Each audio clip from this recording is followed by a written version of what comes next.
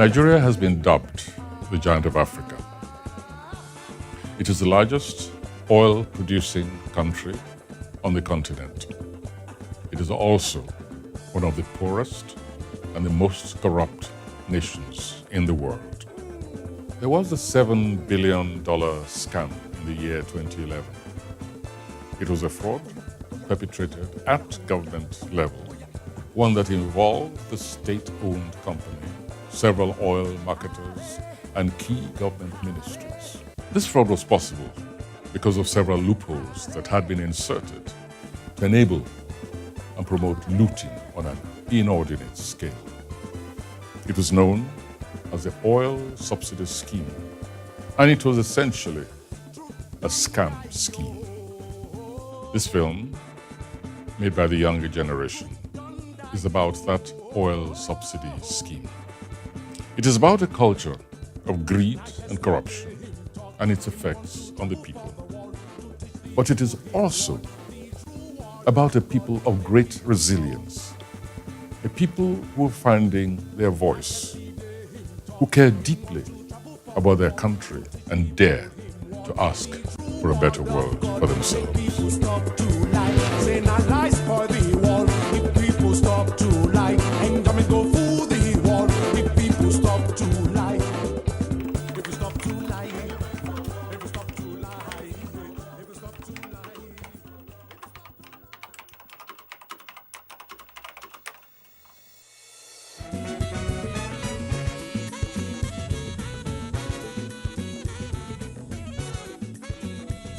Whether fuel subsidy or no fuel subsidy, but that fuel subsidy, in fact, they pinch us in our business promises, in fact, a lot of things.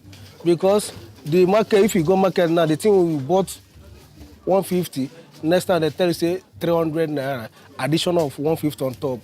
And you won't talk to your customer, they go say I enter motor from Karimo to Mabuchi, 500 now, which is not supposed. And now everything is have gone up, and because of that fuel subsidy, and we are Nigeria, and we are making the fuel in our Nigeria, which will surprise other people in other countries. You see, government, they are not very, very straightforward with us, if I want to put it straight. Because if government would give people the authority to import fuel, and give them the money and they cannot deliver, we see no reason why they should be playing politics with it. They should just go ahead and arrest those that are involved in it and prosecute them. Government generally in Nigeria we don't have government. It's a whole big banana republic. You see, they've been coming telling us story all the time, deceiving us. And right now in our faces, they are still deceiving us because everything they told us during their campaigning and when they are campaigning, they've not delivered on anything. Of course, I'm angry because 500 naira something, you can't spend 2,000 naira or 2,500 naira. If you put it in your items, they will say, is it fuel subsidy? Only transport, they know say there is a fuel subsidy. They cannot put anything again. There is not too much gain in our business now. The fuel subsidy itself is a product of fraud and indolence on the part of the government.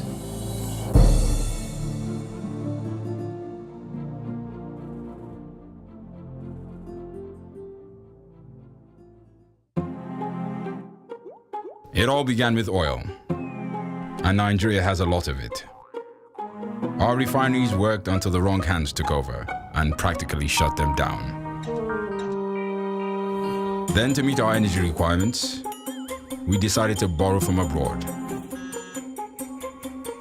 It is at this point our problems began. In the 80s, the government introduced fuel subsidy. This was to protect our standard of living.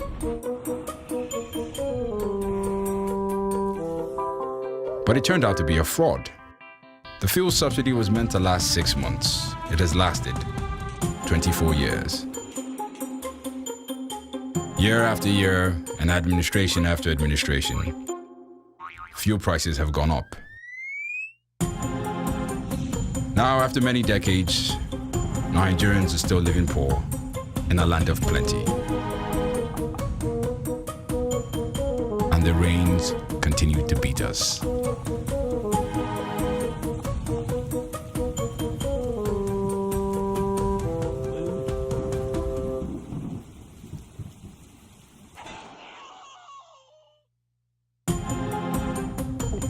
Year after year, and administration after administration, money meant for the benefit of the people has been stolen and squandered.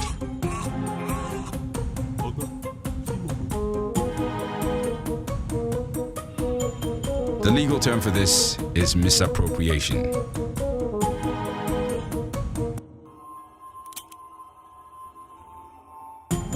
Year after year, the Nigerian people are robbed blind.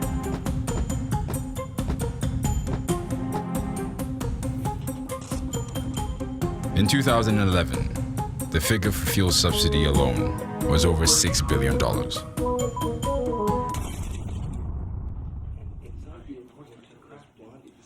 How much longer are we going to let this happen at the cost of our future and our children's future?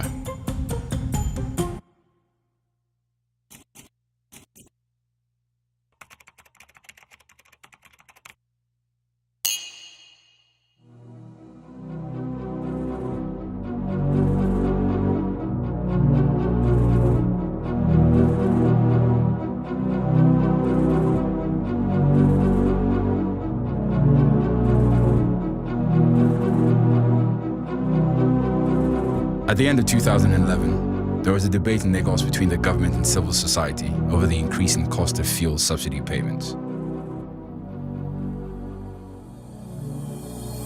The government was pushing for a complete removal of subsidy and petroleum products, which would drive fuel prices up.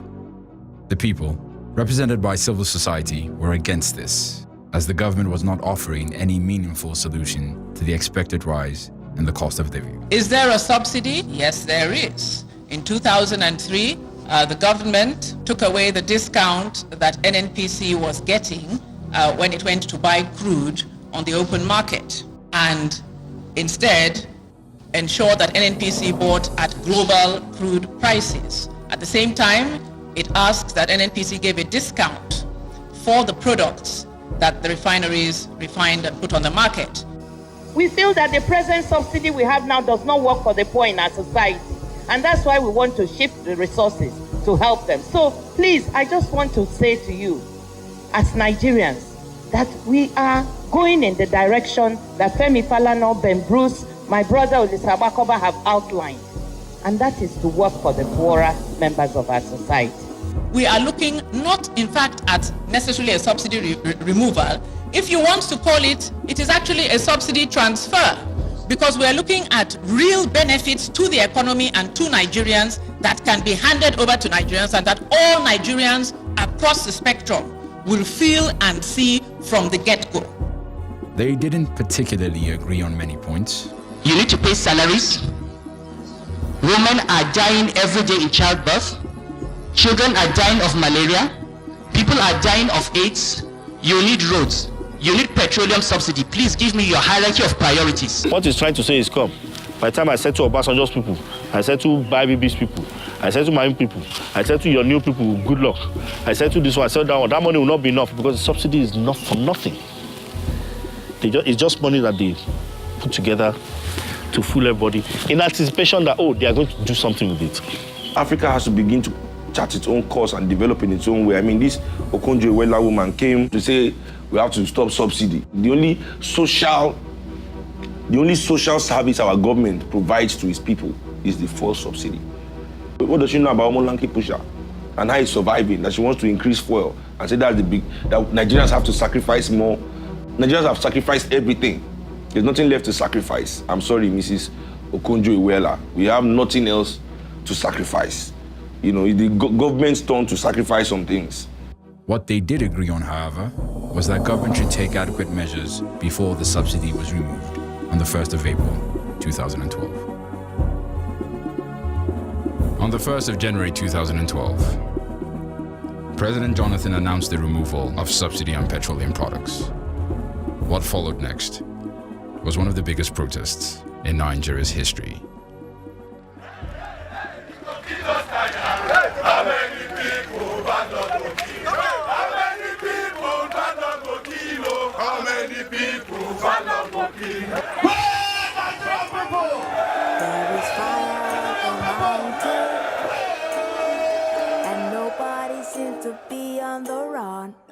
The government kept deceiving the people and saying, we're not going to remove subsidy. Definitely not anytime now. The president pulled a good one on us, 1st of January, boom. A day when Nigerians were in a celebratory mood, a day when people were looking at a new future in the new year and thinking this year has to be better, and the very first thing you do is to cut their income by 50%. Right there, without any special movie, magic, boom. We are in village, and everybody don't prepare to go village. And you know, so normal thing, when you reach your village, you have to show, as in either Abuja or Port Harcourt or Lagos, after everything, to go back, it comes difficult for us. Then say they don't add first subsidy, and the fuel don't have money. And we have to manage ourselves, and we struggle. Some sell our watch, shoe, phones to go back to your destiny, where we used to find the money, you know. It's just like that. Without no need, without notice, without no information, nothing. We just hear fuel subsidy just like that. But we thank God, nobody passed God. We suffered a lot during that January time. I paid 4,500 from here to Zuba to go and carry my plantain. When I come back, I didn't make it. When I go back again, 2,500 from here to Monday Market. I couldn't make it at all. But how are we going to do? We are managing. It's too much. Everybody don't tire, and not really me tire for sufferness. How sufferness is not going to tire a person. Via social media, we got people to come out, and the turnout was extraordinary. Then the uprising in Libya and Tunisia and Egypt was just ending. And we will feel that in Nigeria, this is our time for us to do ours and come out successfully. Greatest Nigerian people. Yes. I say we cannot agree to fuel subsidy removal. We cannot agree to corruption. Our children don't fit go school. Jonathan won't chop 1 billion. Our children don't fit go school. He won't drive 280 million naira car. We don't fit agree. The first night where we were on the streets at Eagle Square and the soldiers came to attack the people on the streets. Everybody ran into the bush, tear gas was fired, and people disappeared everywhere. Ni sunana Murtala Sharu Dala a gabana jami'an tsaro sun harbi mutum biyu har lahira yanzu. Waɗansu sun harbi mutum a bakin shiga gidan Government House. Suna nan suna harba mutane. Yanzu kai I lost my glasses, people were hurt and injured. And then 5 minutes later, we regrouped and stood on the streets and started singing the national anthem. That for me was a defining moment.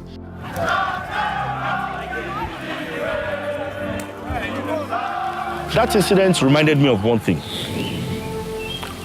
We have a quasi-democratic process in place. There's a civilian at the helms of affairs, but there's a military attitude underneath. If it was during Obasanjo's regime, there's the Alice Madueke for increasing fuel price until the investigator will have been suspended as the minister.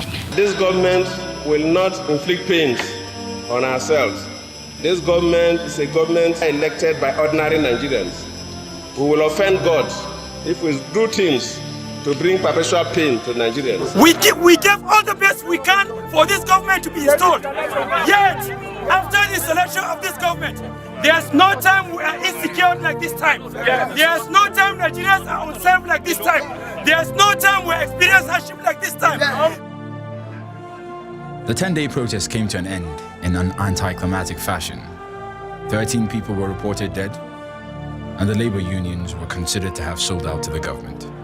The protest did catch the attention of the world, and while arguably successful, it came with its fair share of casualties, one of who was Ademola Aderinde.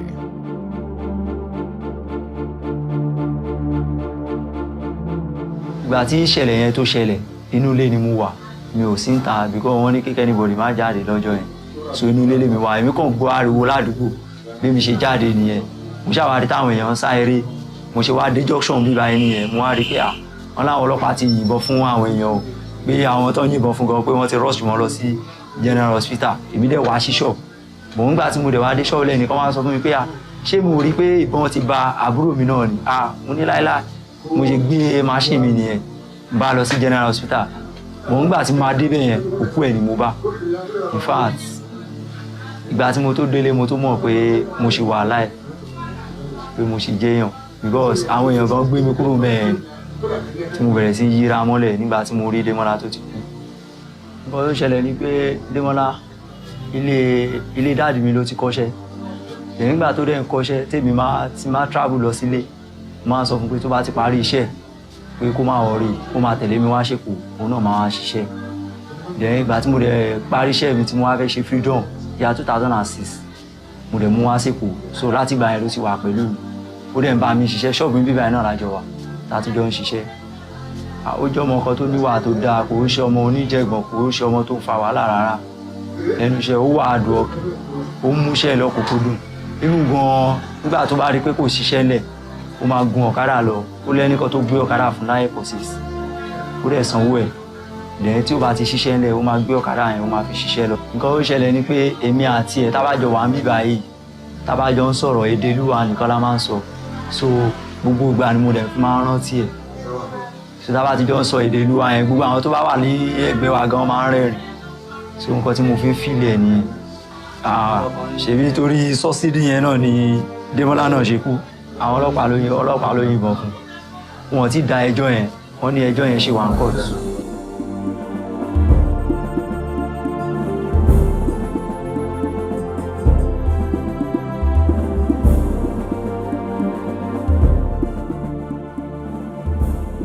Once again, let me assure Nigerians that the essence of this whole exercise is to ensure that we look into the entire issue of subsidy that has become very topical to Nigerians, and to ensure that in a factual manner we present the issues as they are, and we recommend positions to the House of Representatives that would improve the efficiency, the transparency, the accountability, and the openness of the entire system. One of the more direct responses to the protest was a probe carried out by the Nigerian lower house to investigate the fuel subsidy. With over 100 testimonies and 3,000 documents submitted, the results were staggering. And nothing but the truth. So help me God. So help me God. We are really interested in finding out all the facts about this subsidy issue, including any issues of corruption or wrongdoing, because the objective is that we must all clear this out as Nigerians. In December 2011, and this is a vessel of PMS, and the importer here is NNPC. So even the issue that NNPC has stopped importation, this document here has something to the contrary. NNPC is still importing in our name. We give crude rather than sell the crude, take the money and buy product. We give crude, and the value of that crude is converted into the product that we require, and then we bring it back. Over 1 trillion naira of Nigeria's wealth was mismanaged by the state-run oil company, the NNPC, and the Petroleum Regulatory Agency, PPPRA. You requested that we should give you more time so that you can get some of the technical issues. I therefore wish to invite you to please proceed with your presentation. We ended up with a figure of 1.43 trillion for what we have been able to pay so far. And that figure is based on a consumption of 35 million liters of PMS and 10 million liters of kerosene. The issue is that these figures are irreconcilable as of now. Now, are you telling us that the country does not know the actual amount it has spent on subsidy as of this date? He said, I'm more concerned by the honorable member's assertion that a number of these companies are saying where I reported 27, they are reporting 58. I'm very, very much concerned about it. But in terms of physical payment. CBN cannot have a different figure because the figure CBN is reporting is figure from my office. It is natural, I presume and assume, that if someone is giving you a figure that stops at August, and someone gives you a figure that stops in October, that there will be differences in numbers. There were conflicting figures on how much the government spent on subsidy, and there was an astonishing level of fraud, forgery, neglect, and bad management by both the government and the oil marketers.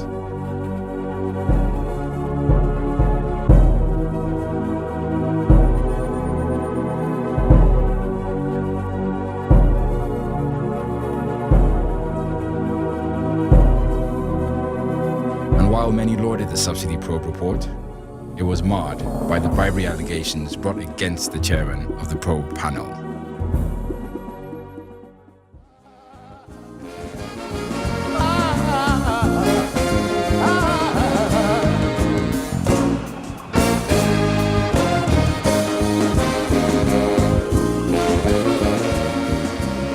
Corruption is a way of life in Nigeria and has been a constant plague since our independence 52 years ago.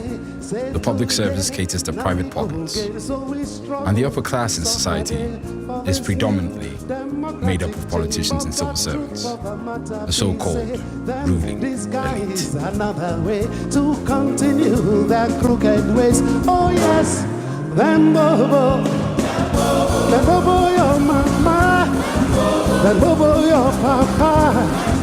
Them bobo your mama, them bobo your papa, like them bobo your grandmama, them bobo your grandpapa, them bobo the market women, them bobo you journalists, the human rights activists, in the name of democracy, them bobo your mama, them bobo your papa, them bobo your mama.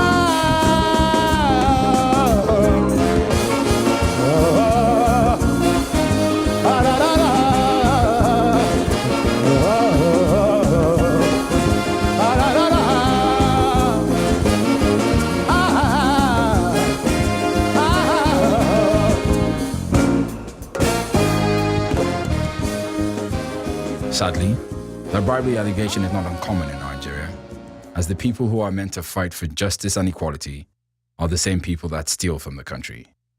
A vicious, unending cycle. The current Otedola Lawan Farouk face-off is a clearly calculated attempt to rubbish that report so that Nigerians will be distracted from calling for the prosecution of thieves who have stolen that money to now begin to talk about the petty $620,000 that Farouk Lawan was alleged to have taken away. Make no mistake about it. Two crimes are involved. Yes, Farouk Lawan needs to be prosecuted if he actually took that bribe. But at the same time, we must never let our eyes to veer off from the ball, from the overall goal, which is to rein in this cabal. This set of thieves, this set of felons who should be occupying prison cells, but who have constituted themselves into a ruling elite with their private sector collaborators. This thing that pains me most there is that after looking at the case, they die it. And when they get you for market, thief market, then we go put you for jail. But those people, they are called themselves minister, all those and this and this and that, they are there. We can carry biro and thief our money and know anything. The only thing we hear it on news, hear it on paper, but after everything, what is the punishment? Nothing. We've seen corruption move from millions to billions to trillions. And so it's quite disappointing. Until Nigerians will come and say no to this kind of leadership we are seeing. For the past, from independence till today, we've not had any good leadership. It's high time we come out and tell our leaders that we are ready to even lay our lives down. That is the only time we'll achieve headway.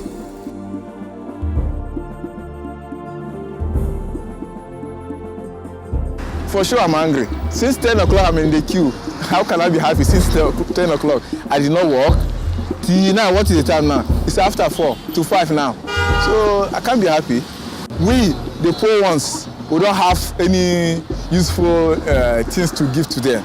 Those who are supposed to give to us, they are not giving us. So what are we going to do? So that's why, like me now, I'm a graduate and I'm still pushing this one. So you see that I cannot leave this one because I don't have what to do. If I have a job now, I will not be going with Tezi. But I have to do this to survive.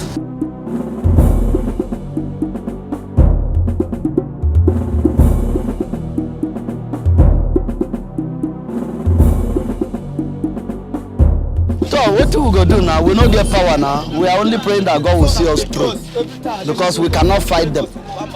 They are more than us. So, but we pray that one day God will touch them so that they will remember us, be the poor ones.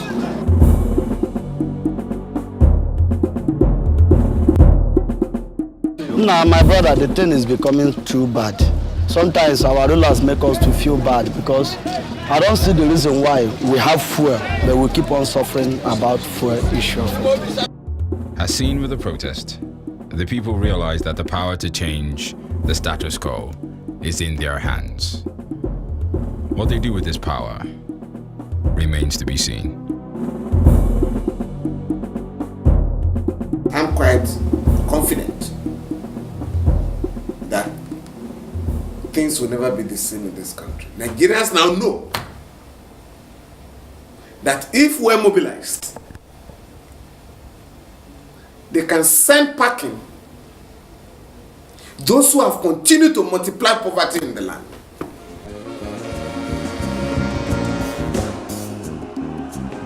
Yesterday, then tell us, say today, now we go again, so we struggle, suffer day for this new democratic change, but the truth of the matter be, say, them disguise another way to continue their crooked ways. Oh yes, them bobo your mama, them bobo your papa, them bobo your mama, them bobo your papa, like them bobo your grandmama, them bobo your grandpapa, them bobo the market women, them bobo you journalists, the human rights activists, in the name of democracy, them bobo your mama, them bobo your papa, them bobo your mama.